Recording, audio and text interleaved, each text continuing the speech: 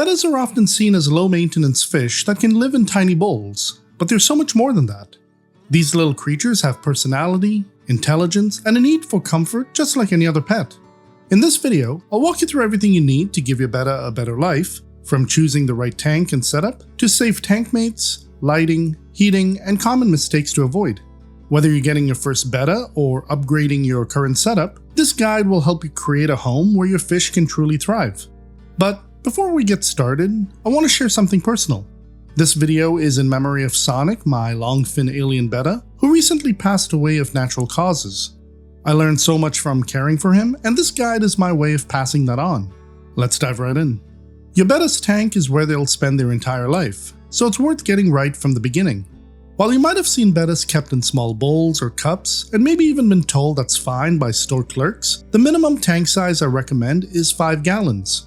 That gives them enough space to swim, explore, and behave naturally. It also makes it much easier to keep the water clean and stable. You'll want a tank with a lid, since Bettas are known jumpers, especially short-tailed varieties. A filter is also important, ideally one with an adjustable flow because Bettas don't do well in strong currents. If the water's swirling around too fast, they'll end up stressed and hiding most of the time.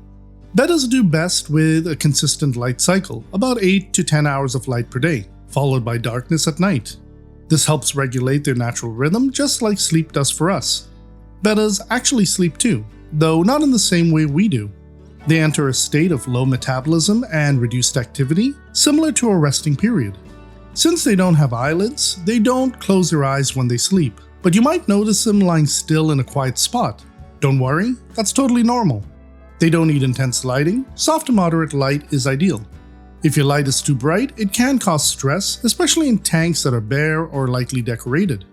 To help with this, consider dimming the light or adding floating plants like redroot floaters or dwarf water lettuce to gently diffuse it.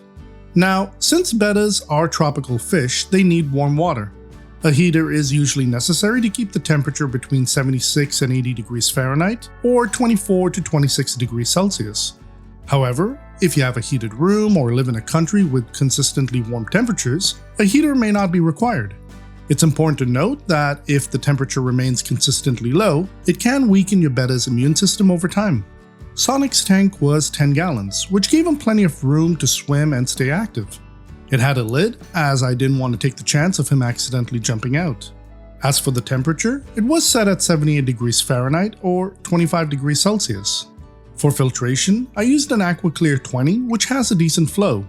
I ended up replacing the lid with a 3D printed baffle cover, which really helped break up the current and made it more comfortable for him. With the right tank and equipment, you're already on your way to creating a healthy, happy environment for your Betta. Let's look at the next step, which is getting the rest of their home ready. Bringing your Betta's tank to life means more than just filling it with water. It's about creating an environment that feels natural, safe, and engaging. The goal is to give your Betta a space where they can explore, rest, and feel secure, just like they would in the wild. Starting with the substrate, gravel or sand are both good options. Darker substrates tend to bring out your Betta's color, but if your Betta is dark colored, you might want to choose something lighter for contrast. In my case with Sonic being blue, I went with a dark colored substrate. Adding driftwood or stones makes their home more visually interesting, but it also gives your Betta places to swim around, perch on, or hide behind when they need a break. To keep your Betta safe, avoid driftwood with sharp edges as it can rip their fins, especially if you have a long fin variety. Also, be cautious with decor that has small, tight spaces like cholla wood. Bettas can sometimes try to wedge themselves in and get stuck, which is dangerous since they need to come up for air. Live plants can make a huge difference. They help improve water quality, reduce stress, and offer natural hiding places. Beginner-friendly plants like Anubias, Java fern, crypts, and floating plants like redroot floaters and dwarf water lettuce are great choices. In Sonic's tank, I originally started with Rotala blood red, but because I had issues with hair algae, I switched them out for Limnophila sessiliflora. I also placed 2 large portions of Anubias on top of the driftwood to give Sonic a resting area near the surface where he could easily come up for air. At first, I used dwarf water lettuce to diffuse the light, but eventually replaced it with redroot floaters. One thing to keep in mind is if you use floating plants, they spread quickly. If they cover the surface completely, they can block your Betta's access to the surface for air, which could lead to drowning. So you'll need to remove some on a regular basis to ensure your betta has access to a clear surface. While plants and decor are important, make sure to leave open swimming space, especially in the front or center of the tank. It's all about balance, giving them cozy spots to explore and hide, while still leaving room to move freely. Before adding your betta to its new home, give the tank time to go through the nitrogen cycle. You can use bottled beneficial bacteria or filter media from a fully cycled tank to speed things up. Whether you choose to add your betta after a few days or a few weeks, I always recommend testing your water parameters first to make sure the environment is safe for your fish. By bringing your betta's tank to life, you're creating more than just a setup. You're giving them a true sense of home. You'll likely see your betta become more colorful, confident, and curious in a space that feels just right. Bettas have a reputation for being aggressive, but the truth is, it depends. Some are calm and tolerant, while others prefer to be completely alone. It really comes down to the individual betta's personality, tank size, and how carefully tank mates are chosen. If you're a new aquarist or still getting to know your betta, there's absolutely nothing wrong with keeping them solo. In fact, many bettas thrive in peaceful solitary tanks where the space is all their own. It reduces stress, prevents injuries, and keeps things simple. But if you're interested in adding tank mates to the mix, it can work as long as the tank is large enough, at least 10 gallons, has plenty of plants and hiding spots, and you're choosing the right species. Some peaceful tank mate options include nerite or mystery snails, Neocaridina or Amano shrimp, and fish like amber tetras, pygmy corydoras, Harlequin rasboras, or chili rasboras. If you're keeping a male betta, never house it with another male. They'll fight constantly.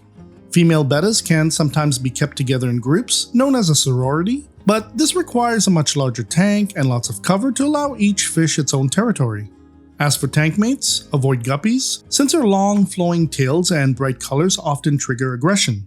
You'll want to avoid fin nippers like tiger barbs or certain danios, as they can quickly stress or injure your betta. Here's a tip when selecting a betta. See if your local fish store has any kept in a community tank. If the betta seems calm and ignores its tank mates, it could be a good choice for your setup. If it's flaring, chasing, or guarding its space, it's probably best kept alone. If you're picking one kept in an individual container, it's really a 50-50 as it might be peaceful or it might not. If you're setting up a new tank, introduce the tank mates first and give them time to settle in before adding the betta. Once your betta is added, keep a close eye on things for the first few days. Even bettas that seem peaceful at the store can become territorial in a new space. I always recommend having a backup tank or container ready, just in case you need to rehome the betta or one of its tank mates. It's always better to be prepared than risk losing any of your inhabitants. When I selected Sonic, he came from a tank with other fish. That's how I knew he was likely to be peaceful.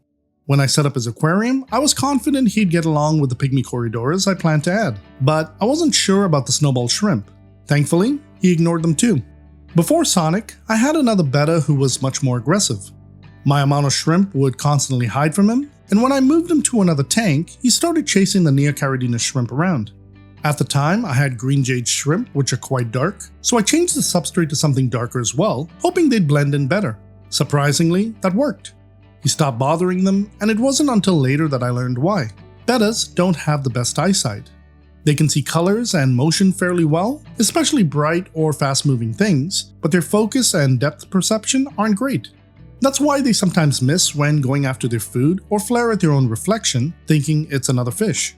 So whether you decide to keep your betta alone or with carefully selected tank mates, the key is observation. Watch for signs of stress, flaring, chasing, or hiding.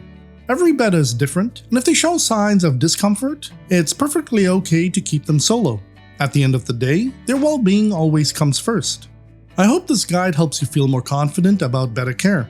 It means a lot to me to share what I've learned from Sonic, and I truly hope it helps your bettas live happy, healthy lives.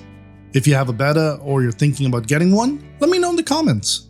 I'd love to hear your tips, stories, or experiences. Now, if bettas aren't quite your thing, maybe the Scarlet Bettas is. And if you're curious to learn more about them, check out these videos next. Also, don't forget to subscribe for more fish keeping tips, guides, and advice. I'm Andy, thanks for watching, and I hope I made fish keeping a little easier for you. I'll catch you in the next one.